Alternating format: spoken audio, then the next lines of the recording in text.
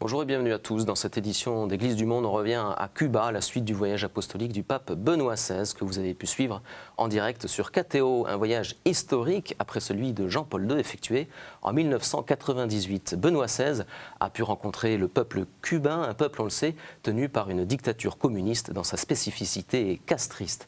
Il a bien évidemment, le pape, pu rencontrer l'Église catholique et l'encourager dans sa mission, une mission nécessaire mais difficile à Cuba, on le sait, où les entraves à la liberté ne manquent pas. Que retenir de ce voyage? Quelles espérances et quels premiers fruits ce voyage a-t-il pu créer, susciter, générer? On en parle avec notre invité, le Père Xavier Brice. Bonjour. Père, bonjour. Vous êtes vicaire général du diocèse de Cambrai. Oui. Mais si on vous a invité, c'est parce que vous avez eu une expérience à Cuba de 7 années de prêtre fidei donum, spécifiquement à La Havane. Vous nous en parlerez de cette expérience. Oui. Vous avez d'ailleurs pu participer au voyage de Jean-Paul II à Cuba en 1998. Vous nous en parlerez aussi également. Tout d'abord, j'avais une première question qui porte très directement sur le voyage de Benoît XVI qui vient d'être effectué.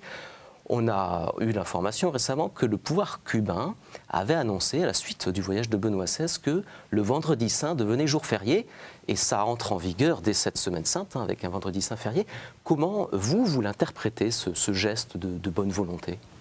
Je ne m'y attendais pas, et puis en même temps, à Jean-Paul II, il a été concédé un Noël chrétien, c'est-à-dire un Noël férié. Jusque-là, le 25 décembre, c'était un jour comme les autres, la veille du 26 et le lendemain du 24. Et puis Jean-Paul II a fait que Noël est redevenu Noël à Cuba. C'était en 98, à la suite de son voyage. Ouais. Et puis ici, le vendredi saint, c'est une manière aussi de faire un cadeau à un invité pour qu'il se sente chez lui. Et une manière aussi de dire aux autres pays d'Amérique latine qu'il n'y a pas que Cuba, lui aussi, fait comme eux la semaine sainte. Et c'est une manière de se rapprocher de tous ces pays que la politique a divisé ou opposé quelquefois. Est-ce qu'il faut l'interpréter comme, j'allais dire, un simple geste de bonne volonté ou au contraire un symbole, j'allais dire, d'ouverture, quoi, peut-être plus large, qui entre dans peut-être une nouvelle ouverture de long terme? On peut aller jusqu'à l'ouverture dans la mesure où les relations avec l'Église n'ont jamais été très mauvaises, mais n'ont jamais été très bonnes. C'est une manière aussi de dire pour le gouvernement que l'Église est son partenaire, l'Église catholique est son partenaire. Alors, à la suite du voyage de Jean-Paul II, vous le disiez, Noël était devenu férié, ouvrant d'une certaine manière une période assez détendue, d'une certaine manière, entre le pouvoir castriste et l'Église. Cela étant, quelques années après, le régime castriste a fait machine arrière. Est-ce qu'aujourd'hui, ça peut être aussi le cas ? En tout cas, n'a pas fait machine arrière sur Noël, ne fera pas machine arrière sur le vendredi saint. La seule chose, c'est la possibilité qu'on accorde à l'Église de trouver du papier pour faire des publications, c'est d'accepter que des instituteurs ou des professeurs deviennent directeurs d'école. Là-dessus, les choses, qu'un médecin ait une promotion aussi rapide que les autres. Enfin, on est toujours méfiant par rapport aux chrétiens et on se dit que c'est mieux si, quand il y a de la discrimination, c'était le mot officiel il y a une quinzaine d'années, c'est le mot qu'employait Fidel, pour dire il n'y a pas de... On n'est pas contre l'Église, simplement on pratique la discrimination, ils sont plutôt en arrière-plan, au second rôle. Est-ce que dans ce voyage de Benoît XVI, il y a une image, on va le développer au cours de cette émission, mais est-ce que pour vous, il y a une image qui vous a marqué, qui vous a surpris ? Surpris, oui et non, mais qui a marqué, c'est certainement celle de Benoît XVI sur la place de la Révolution à La Havane. J'y ai vu Jean-Paul II, j'ai participé, j'ai célébré la messe qu'on célébrait la messe avec lui, et avec tous les prêtres et tous les évêques, pas très loin de Fidèle. Mais la place de la Révolution, c'est une place mythique. C'est là où Fidèle réunit 1 million de personnes, ou réunissait 1 million de personnes. Toutes les manifestations, c'est j'allais dire, le centre de la vie cubaine, le centre officiel de la vie cubaine. Donc ça, c'est cette image que vous retenez, entre autres. Oui. Alors Benoît XVI est d'abord venu à Cuba pour encourager les catholiques dans leur foi, dans leur mission au sein de la société cubaine. Je vous propose d'écouter le pape Benoît XVI lors de sa première messe à Santiago. Chers frères, Je connais les efforts, l'audace, l'abnégation avec lesquels vous travaillez chaque jour pour que dans les réalités concrètes de votre pays et en cette période de l'histoire, l'Église reflète toujours plus son vrai visage comme un lieu où Dieu s'approche et rencontre les hommes. Je désire lancer un appel pour que vous donniez un nouvel élan à votre foi, pour que vous viviez du Christ et pour le Christ, et qu'avec les armes de la paix, le pardon et la compréhension, vous luttiez pour construire une société ouverte et rénovée, une société meilleure, plus digne de l'homme, qui reflète davantage la bonté de Dieu. Père Xavier Brice, comment peut être reçue une parole du pape Benoît XVI aujourd'hui à Cuba? Je pense, il y a toujours eu des jeunes qui sont restés proches de l'Église, qui ont grandi dans l'Église. J'ai pu rencontrer des jeunes qui s'en approchaient. Une, parce qu'ils étaient curieux de voir autre chose que ce qu'on leur disait, notamment à l'école. Toute la question de la spiritualité, ça les appelait, ça les marquait. Et puis, un peu à la fois, avec la liberté de la venue de Jean-Paul II, maintenant celle de Benoît XVI, ils sentent qu'il y a plus de possibilités de participer à la vie de l'Église. Mais j'allais dire, il y faut du temps, c'est un peu comme le grain de blé qui est semé dans leur cœur, il faut laisser le temps que ça lève. On ne peut pas faire la récolte alors qu'on sème un peu à la fois. Et bon, tous les prêtres, tous les chrétiens, les religieuses là-bas n'ont pas arrêté de semer, mais ils ont pu le faire avec plus d'ardeur quand Jean-Paul II est arrivé, quand Jean-Paul II est passé. Et puis aujourd'hui, et je crois que maintenant c'est le temps de la croissance, il faut laisser du temps pour que les choses grandissent. Alors Benoît XVI, je vais faire quelques citations de Benoît XVI au cours de ce voyage, a notamment dit « Je désire annoncer ouvertement ici que Jésus est le chemin, la vérité et la vie. En lui se fonde le pouvoir de transformer le monde par amour. » Ce n'est pas un vocabulaire politique, c'est un vocabulaire spirituel. Pour autant, on imagine que le régime castriste a dû entendre cette phrase-là d'une manière assez particulière. Oui, certainement. Là, en même temps, je pense que les frères Castro et puis tout le monde ne parlent que d'amour, c'est aimer sa patrie, au point de lui donner la vie, puisque c'est patria o muerte, venceremos, la patrie ou la mort, et on gagnera. C'est-à-dire qu'on est capable, on est invité à donner sa vie à la patrie. C'est pas toujours si simple dans la vie quotidienne. Et quand on parle, tout à l'heure je parlais de semence qui doit tomber en terre et mourir, je crois que ça ne peut se faire que quand tout à coup le cœur se met à bouger. Et ce sont des choses qui ne se commandent pas. Alors, autre citation de Benoît XVI, toujours lors de son voyage à Cuba. « Il est à espérer qu'arrive bientôt, ici également, le moment où l'Église pourra apporter dans les différents champs de savoir les bénéfices de la mission que son Seigneur lui a confiée et qu'elle ne pourra jamais négliger. » Qu'est-ce qu'il demande là précisément, Benoît XVI, concrètement? Alors, je crois que ce sont deux choses. Une, c'est une invitation aux jeunes à ne pas prendre la mer pour rallier le Nord, c'est-à-dire l'Amérique du Nord, qui est un voyage très dangereux. Et en même temps, c'est une invitation à ce que l'Église poursuive ce qu'elle a commencé à faire déjà depuis plusieurs années, depuis un peu avant Jean-Paul II, c'est d'aider les instituteurs, les professeurs à améliorer leur pédagogie et à davantage aimer les jeunes. C'est découvrir avec les uns et avec les autres la possibilité de s'occuper plus de son voisin que de soi. Parce que la difficulté dans un pays où le mérite compte, puisqu'on compte tout ce qu'on fait en faveur de la nation, pour avoir le droit d'acheter un frigidaire, pour avoir le droit de trouver une maison et un loyer. Enfin, voilà, on compte beaucoup. Et avec l'Église, ce que le pape invite, c'est à tourner les yeux vers les autres et non pas vers le compte qu'on essaye d'allonger avec toutes les possibilités qui vont en sortir. Alors, une image forte de Benoît XVI à Cuba, c'était cette prière à la Vierge de Cobre. Déjà, dites-nous, que représente-t-elle, cette Vierge, pour les Cubains? Alors, cette Vierge, c'est la mère, c'est la maman.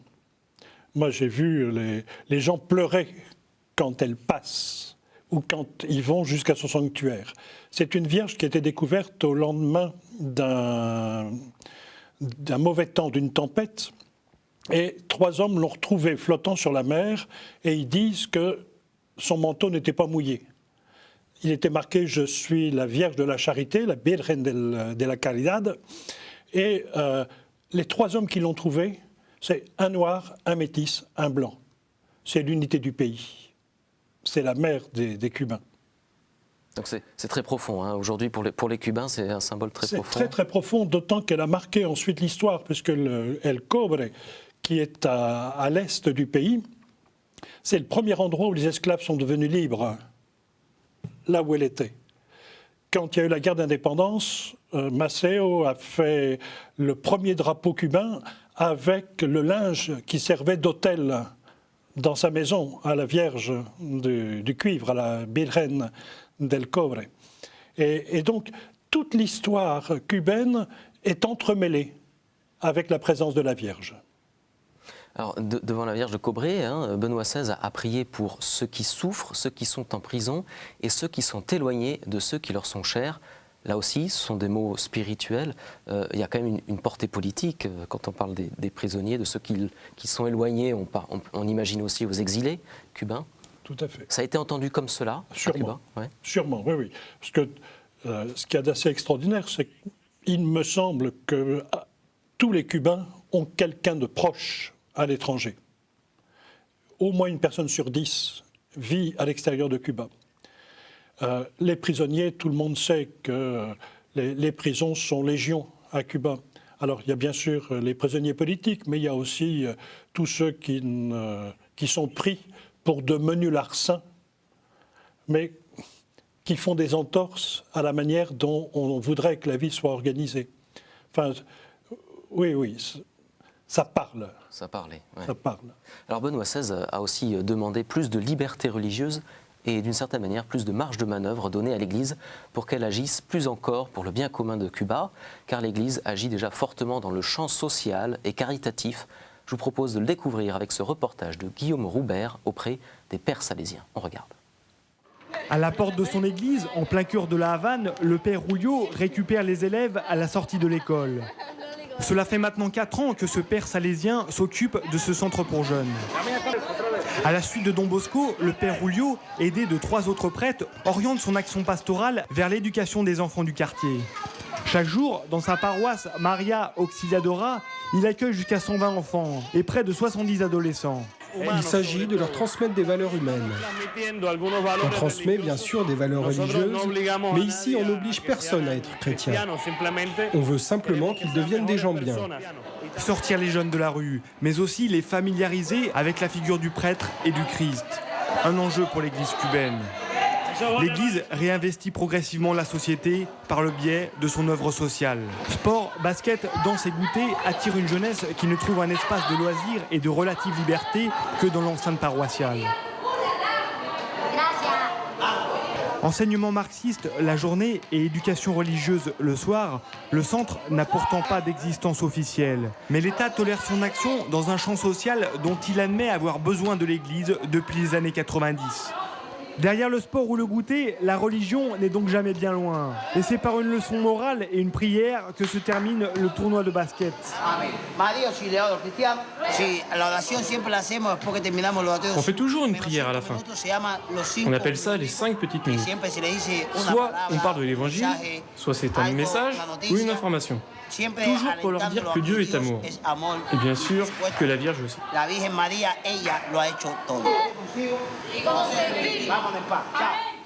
Père Xavier Brice, est-ce que ce reportage est représentatif de la manière d'agir de l'Église? Un centre qui n'est pas reconnu complètement en tant que tel, mais qui est toléré. Bon, c'est pas reconnu, mais c'est plus que toléré, c'est un fait. On a toujours proposé aux jeunes, et même pendant l'été, 3 jours complets où on partait pour faire un peu comme un temps de retraite, un temps de récollection. Et bon, l'État savait bien qu'on s'organisait comme ça, qu'on allait dans une maison religieuse, chez des religieuses, souvent des salésiennes d'ailleurs. Et puis il fallait bien trouver de quoi manger, puisqu'on n'avait pas le rationnement, on n'avait pas les tickets de rationnement qui permettaient de... Et donc on allait piquer, piocher, quémander à droite ou à gauche et donner à manger 3 fois 3 jours pour 50 jeunes. Tout le monde voyait bien ce qu'on faisait. Donc il n'y a jamais eu de problème.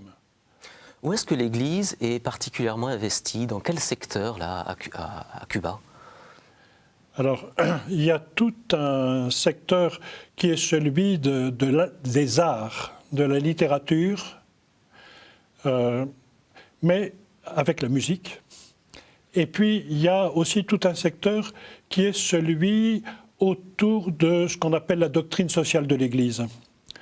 C'est-à-dire de comment vivre en faisant passer le bien commun avant mon bien-être à moi.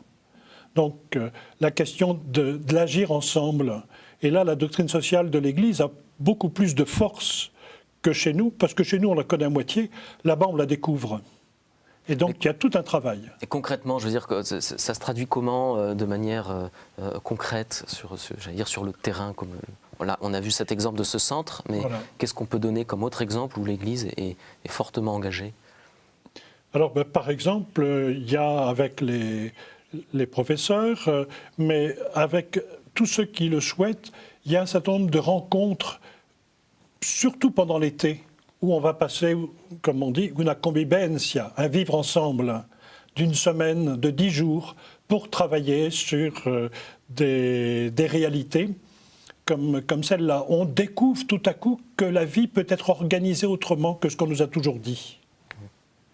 Et pour les Cubains, c'est comme une bouffée d'oxygène, comme une fenêtre qui s'ouvre, comme un concile tel que l'a voulu Jean XXIII.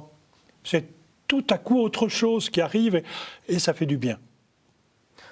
Alors depuis 2010, sous la houlette notamment du cardinal Ortega, l'Église est entrée dans une phase de dialogue officiel avec le régime, a obtenu d'ailleurs parallèlement la libération de certains prisonniers.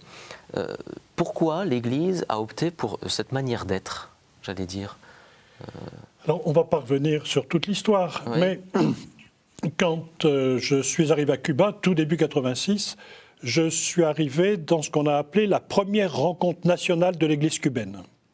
Et 59-86, en 86, l'Église décide de se réconcilier avec le gouvernement. Disant, il est en place, il a lutté contre nous, on n'a pas toujours été très tendre avec eux. Il n'y a qu'une manière de vivre, c'est de travailler ensemble. On ne peut pas toujours se regarder en chien de faïence, ou pire encore comme chien et chat. Et donc, le mot qui est venu, qui a d'ailleurs été promu par un théologien français qui a vécu et donné sa vie à Cuba, le père David, ça a été la théologie de la réconciliation. Découvrir ce que les autres peuvent nous apporter pour, à notre tour, pouvoir leur donner. Est-ce que aussi le fait d'éviter la confrontation, j'allais dire l'opposition frontale, c'est une manière d'obtenir un espace vital, un peu plus de liberté, un peu plus de moyens d'agir? Oui, peut-être. Peut-être. De toute façon, on ne peut pas toujours vivre contre les autres. Et moi, ça m'a beaucoup soulagé en paroisse le jour où, après un itinéraire spirituel qui a été relativement long, j'ai découvert que les membres du parti qui dirigeaient la commune où j'habitais étaient aussi mes paroissiens. Et que plutôt qu'ils soient mes ennemis, j'étais envoyé vers eux aussi. Ça soulage beaucoup. Comment les dissidents politiques voient l'attitude de l'Église? Est-ce qu'ils estiment qu'elle est un peu trop conciliante? Il y en a certainement qui pensent que l'Église est trop conciliante et qu'elle n'a pas assez de courage. Moi-même, je l'ai pensé à une époque quand j'y étais. Je trouvais qu'on aurait dû être plus ferme, d'autant que j'ai vécu là-bas la chute du mur de Berlin et la disparition de l'Union soviétique, et j'ai rêvé que l'Église soit capable de faire disparaître le gouvernement cubain, le communisme. Bon, et puis il y a un évêque qui m'a pris à part, qui m'a mis la main sur l'épaule, on a marché longtemps, et il m'a expliqué qu'il y avait d'autres manières de faire que celle de détruire et que peut-être on pouvait grandir ensemble. Et pour reprendre un petit passage de l'Évangile, il y a le bon grain qui est semé et qui pousse en même temps que la mauvaise herbe. Et la parabole dit qu'il faut attendre le temps de la récolte pour ne pas risquer de tout abîmer. Alors dans ce pays, avec ce régime assez fort, l'Église réussit à agir au sein de la société. On va le voir notamment avec des prêtres français qui sont arrivés à Cuba il y a une demi-douzaine d'années, des prêtres français de la communauté Saint-Martin. Je vous propose de découvrir leur action et leur installation à travers cet extrait d'un documentaire qui s'appelle « Cuba, terre de mission ». Il est réalisé par Solange Richard. On regarde. Cela fait maintenant 6 ans que la communauté Saint-Martin est présente à Cuba.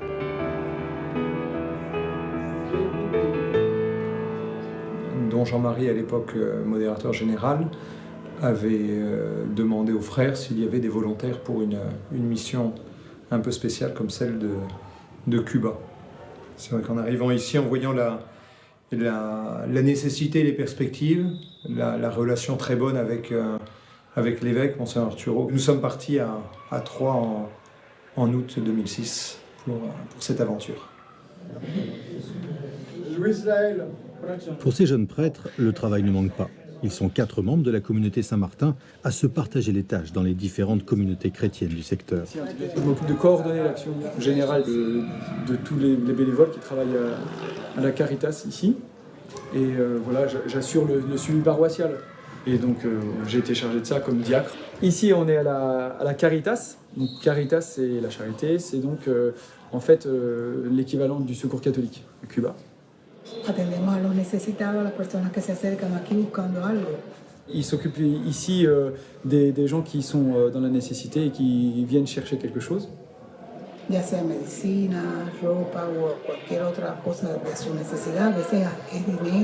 Voilà, parfois, souvent des médicaments et des affaires pour se vêtir, mais parfois aussi de l'argent.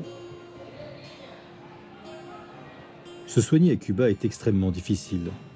Les médicaments manquent, l'équipement est vétuste, la paroisse soigne. Elle fournit les antibiotiques, elle prête du matériel, des fauteuils roulants, des cannes et des lits médicalisés.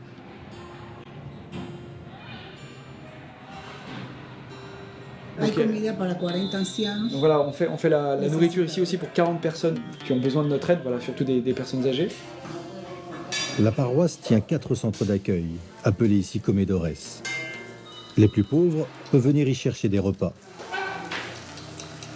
120 personnes sont ainsi aidées chaque jour à Placetas.